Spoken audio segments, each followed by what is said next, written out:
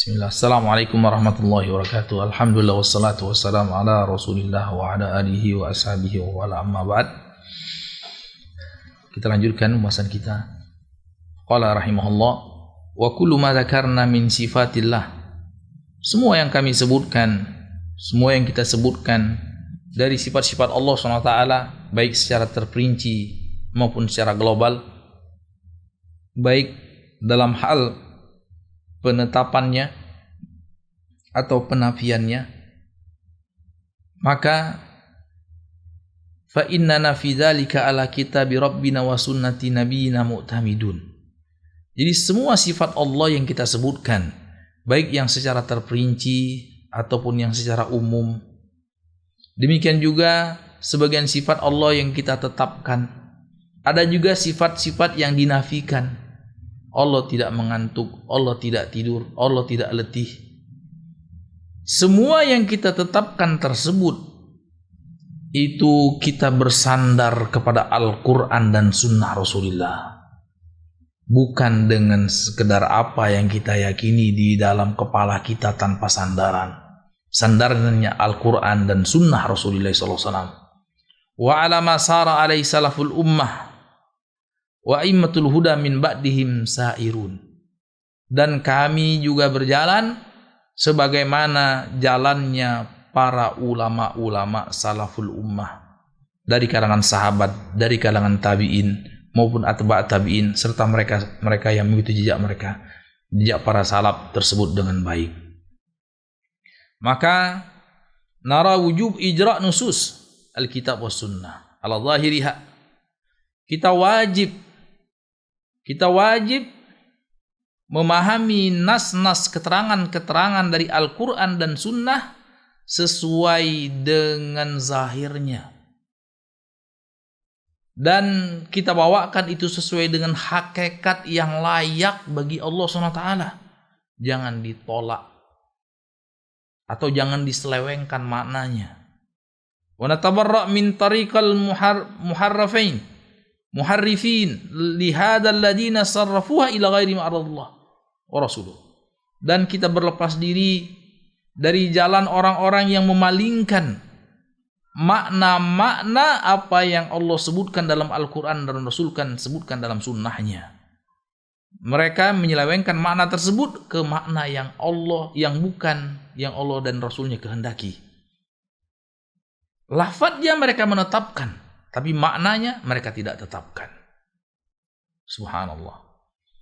Demikian juga kita berlepas diri dari jalannya orang-orang mu'attilah. Kalau tadi muharrif, ahlut tahrif, itu lebih tepat dibandingkan ahlut ta'wil. Wa min tariqil mu'attilin, kita juga berlepas diri dari orang-orang yang menolak sifat-sifat Allah SWT. Menolak, baik menolak lafaz maupun menolak maknanya. Kita juga menolak pandangan-pandangan yang berlebih-lebihan dalam menetapkan sifat Allah, sehingga mereka menyerupakan sifat Allah dengan sifat makhluknya. Atau sebagian yang lain berlebih-lebihan memaksakan diri untuk menyerupakan sifat Allah dan membagaimanakannya. Lalu sunnah tengah-tengah, tidak ekstrim kanan dan tidak ekstrim kiri, tidak menyelewengkan makna dari tempatnya, tidak juga menolak lafaz ataupun maknanya, dan tidak juga berlebih-lebihan dalam menetapkan sifat tersebut sehingga menyerupakan dengan sifat makhluknya atau membagaimanakan sifat tersebut. Wa na'lamu ilmal yaqin, dan kita harus yakin seyakin-yakinnya bahwasanya apa yang Allah sebutkan dalam Al-Quran dan apa yang disebutkan oleh Nabi Muhammad SAW dalam sunnahnya hakun, itu adalah suatu kebenaran. Tidak ada kontradiksi di situ. Tidak ada pertentangan antara Al-Quran dengan Al-Quran, dan tidak ada pertentangan antara sunnah dengan sunnah. Tidak ada pertentangan antara Al-Quran dan sunnah. Selama sunnahnya benar dan sahih dari Rasulullah SAW, tidak mungkin bertentangan dengan Al-Quran. Sebagaimana Allah SWT berfirman, afala yatadabbaruna al-Qur'an walau kana min indi ghairillah lajadu fi ikhtilafan katsira. Apakah mereka tidak mentadabburi Al-Qur'an, tidak menghayati Al-Qur'an? Kalau sekiranya Al-Qur'an itu datang dari selain Allah, maka mereka akan melihat di situ banyak sekali hal-hal yang kontradiksi, hal-hal yang bertentangan satu sama lainnya. Kenapa? Karena pertentangan satu sama lainnya berarti mendustakan satu sama lainnya. Dan yang demikian tidak mungkin ada pada khabar Allah dan Rasulnya. Sehingga benar adanya tidak satupun ayat yang bertentangan dengan ayat yang lain. Kecuali seorang tidak paham apa yang dimaksudkan oleh Allah SWT tersebut. Tidak ada satu hadis bertentangan dengan hadis yang lain. Demikian juga tidak pula bertentangan Al-Quran dengan sunnah Rasulullah SAW. Dan barang siapa yang mengaku atau mengklaim di dalam Al-Quran, di dalam hadis Rasulullah ada pertentangan atau kontradiksi, yang demikian itu dikarenakan buruknya maksudnya dia, busuknya niatnya dia, dan hatinya yang menyeleweng dari jalan Allah SWT, hendaklah dia bertaubat kepada Allah SWT. Barang siapa yang menyangka ada pertentangan dalam Al-Quran Sunnah, fadzalika, yang demikian bisa karena beberapa sebab. Tadi yang pertama, mungkin di niat awalnya sudah tidak ikhlas. Di niat awalnya, di hatinya sudah ada penyakit. Kemungkinan yang lain, tatkala dia melihat pertentangan, mungkin dikarenakan qillati ilmihi, kurangnya ilmunya. Atau mungkin karena kusur fahamihi, salah paham, kurang paham. Atau taksiru fi tadabbur, atau tidak maksimal dalam mempelajari Al-Quran dan Sunnah. Maka falyabhas anil ilm, maka hendaklah dia cari ilmu seluas-luasnya. Hendaklah dia sungguh-sungguh dalam mentadabburi, menghayati apa yang Allah SWT sebutkan dan Rasulnya sebutkan, sampai jelas baginya yang hak. Dan tatkala dia tidak paham juga, maka dia serahkan kepada orang-orang yang lebih paham, orang-orang yang berilmu, dan dia menahan diri. Dia menahan diri. Dia cuma mengatakan, amanna bima amana bihil mursalun. Kami beriman sebagaimana para rasul pun beriman. Ya. Kullun min indi rabbina. Semuanya dari Tuhan kami. Semuanya dari Tuhan kami. Amanar rasulu bima unzila ilaihi wal mu'minun. Rasul beriman terhadap apa yang Allah turunkan kepadanya. Demikian juga orang-orang yang beriman. Jadi tatkala sudah maksimal dia rasakan, masih pun belum dia paham, maka dia serahkan ilmunya kepada Allah. Ya. Wal yaqul kama yaqulur rasikhun. Amanna bihi kullum min indi rabbina. Kami beriman dengan apa yang Allah turunkan, semuanya datang dari Allah SWT. Wal ya'lam annal kitab wa sunnah, dan dia harus yakin seyakin-yakinnya bahwasanya Al-Quran dan Sunnah tidak mungkin bertentangan satu sama lainnya. Kemudian yang berikutnya, wa nu'minu bi malaikatillahi ta'ala wa annahum ibadun mukramun la yasbikunahu bil qaul wa hum bi amrihi ya'malun. Kemudian kita masuk ke pembahasan yang berikutnya, yaitu kita beriman kepada malaikat-malaikat Allah, betul-betul makhluk yang ada wujudnya dan ada zatnya, bukan sesuatu yang abstrak, bukan cuma sekedar perlambangan perbuatan baik yang dilakukan oleh seorang hamba, niat-niat yang baik yang dilakukan oleh seorang hamba, bukan sama sekali. Tapi dengan jelas dan gamblang Allah sebutkan malaikat itu adalah makhluk-makhluk yang berwujud, tapi wujudnya tidak kita bisa lihat, kecuali tatkala Allah berkehendak untuk di antara mereka itu berwujud menjadi wujud manusia, menjelma menjadi sosok manusia, masuk ke dimensi lain, dimensi manusia.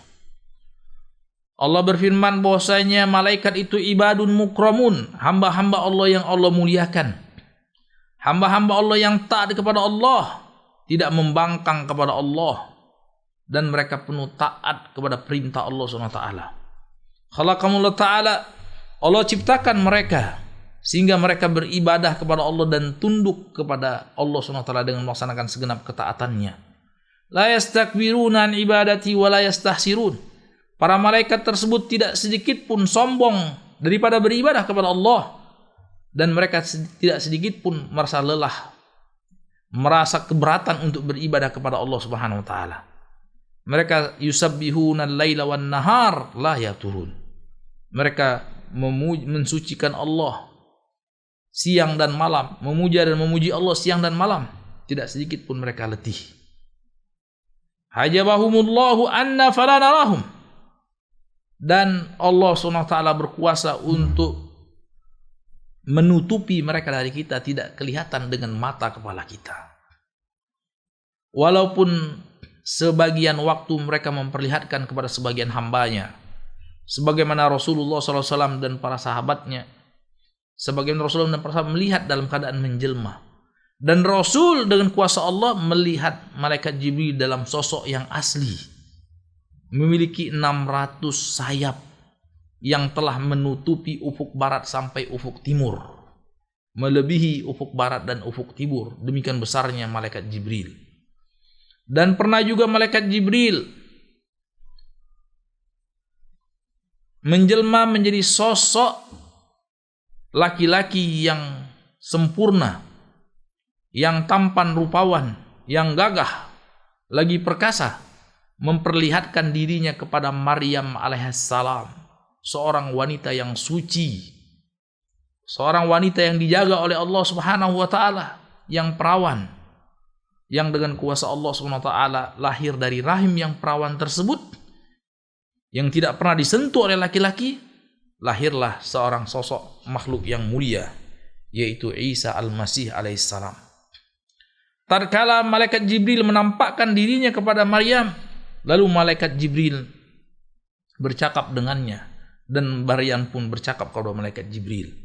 Demikian juga pernah malaikat Jibril menjelma menjadi sosok lelaki yang tampan rupawan, mendatangi Rasulullah dan para sahabatnya, sehingga tidak ada yang kenal dia.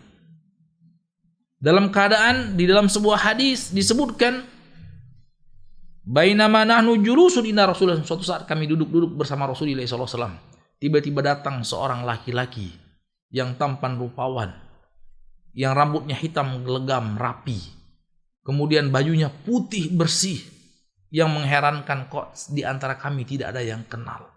Ini suatu perkara yang sangat ajaib. Bagaimana mungkin Madinah yang di tengah gurun padang pasir, lalu ada orang yang bertamu ke Madinah, lalu tidak ada yang kenal. Tapi yang mengherankan, kenapa pakaiannya masih putih bersih? Kenapa sosok dia masih rapi, tidak kusut masai? Ini menunjukkan suatu perkara yang sangat aneh. Lalu orang tersebut duduk di hadapan Rasulullah SAW, mengambil posisi langsung mendekati Rasulullah SAW dan menyandarkan lututnya ke lutut Rasulullah SAW. Lalu meletakkan kedua tangannya di atas pahanya Rasulullah SAW. Lalu dia berkata kepada Rasulullah SAW, bertanya beberapa hal kepada Rasulullah SAW, dan Rasulullah SAW pun menjawabnya. Lalu Rasulullah SAW menjelaskan itu adalah malaikat Jibril yang datang dalam rangka mengajari kalian agama. Wabillahi taufiq walhamdulillahirabbil alamin.